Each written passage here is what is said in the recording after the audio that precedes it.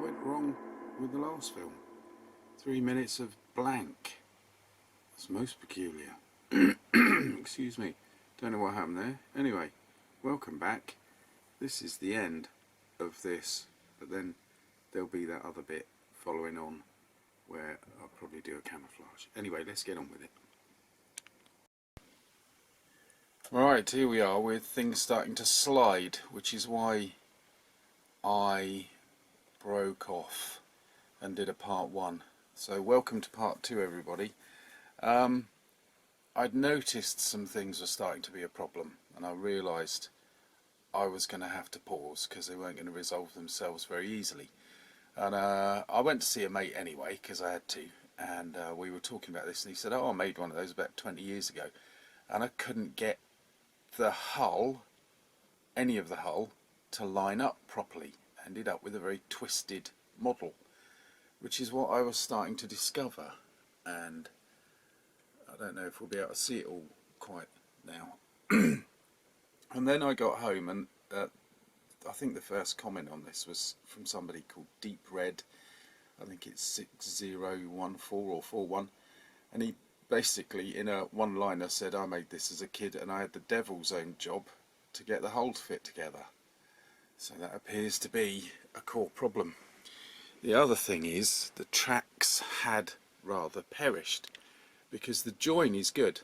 I should have shown it.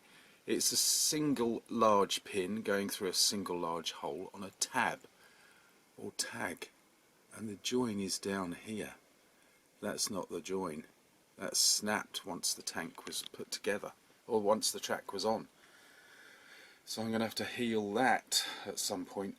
The drive wheels basically were okay with a bit of very strong glue, but that one kind of drifted very slightly, which makes me think, you know, it's in association with that problem.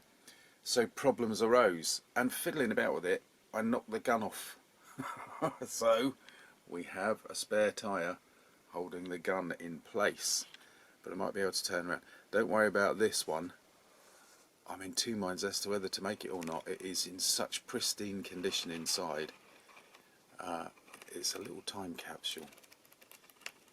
So somebody else also mentioned Zimmermitt, which I think all of them were covered in it, but I'm not going to do that because I'm doing it sort of straight out of the box.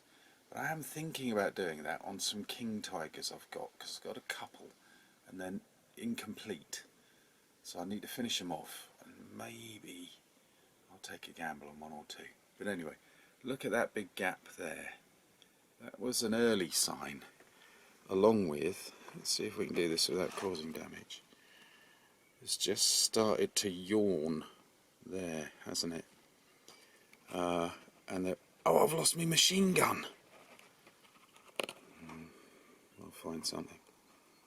And there was a gap, probably won't see it, deep in there. Oh look, that started to prise open too. The worst is here. There. And all of this is a great shame because the detail is fantastic. So it really rather lets it down. But there we are. Here is something which is a repeat problem, which is kind of why I'm doing all of these. It's fascinating to go back and see that you weren't a blundering fool as a kid, or you're still a blundering fool now, or you've become one. What an interesting exploration this is all proving to be. Oh no, I've still got to put the jack on. Then the markings, and then a little bit of tidying up with the colour. So, bloomin' heck. And a quick aside, but it is a relevant one. So we finally finished the house move, but it was all done in a bit of a rush due to looking after my parents and stuff. And so the workshop is just a total mess. But I started depositing boxes, empty ones, and it's left me with a weird version of a display area. And look, there underneath the Sherman is an Elefant. I won't get it down. But we will look at it another day. It is incomplete. It has not been finished. I have no idea what's going on there. But there it is. And some old favourites there. But yeah, I don't know what's going on. But I thought I'd throw that in, you know, just for a bit of fun. So there's that. Now back to the final part of part 2, but not part 3. Right, there we are. Every piece is on, the markings are on, and everything has paint on it. Hopefully the right shade, but you know, things, or even the right colour, I suppose, might be an issue. The gun's gone down while I was wrestling with wheels and tracks. I knocked it and something went in to that giant housing, and we now have a more horizontal gun that might be a little bit offline, so it's a bit off true. But there we have it. It is a superb tank, and it is actually a good model. This is one of those, if I'd known it was going to be so tricky, I'd have taken a slightly different approach. So we learn, and if I see one at a fair and moderate price, I'll get another one and proceed with caution.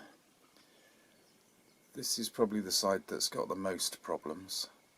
I had that, look, I had that really rather nicely put back up and glued, but it's pinged off again. It's a great shame.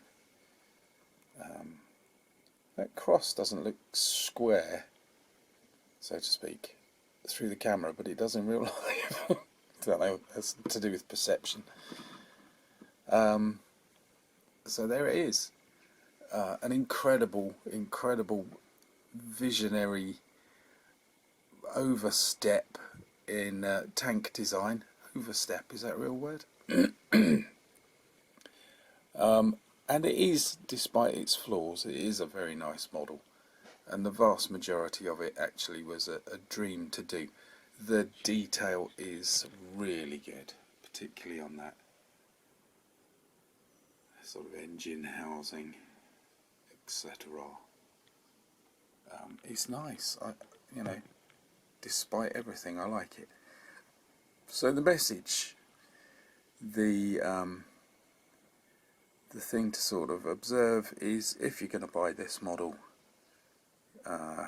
get some strong glue and a good knife and prepare yourself for a couple of struggles, but they are worth it. What a beast, what a beauty, what a fine piece of imaginative design. Not a great success though, but that's another story, isn't it? Right. So we're at the end, and what I'll do is I'll put it away for a bit, and I'll have a think about camouflage and weathering, and so there might be a part 3, but it might not be coming anytime soon. I'm quite enjoying doing this. I bet it's really irritating to watch, but I'm quite enjoying sort of putting things away, having a think, and then coming back to them. The one problem with this is I haven't got a department for it, so these things are scattered all over the place, and I'll probably never be able to find them, actually do work on them. But there it is in its most basic, fundamental form. I should do something with the tracks, paint and colour-wise. I should do something with the colossal amounts of glue it's taken along here to try and hold this track in place. I should do a lot of things, but it's a little model. Let's just enjoy it for what it is.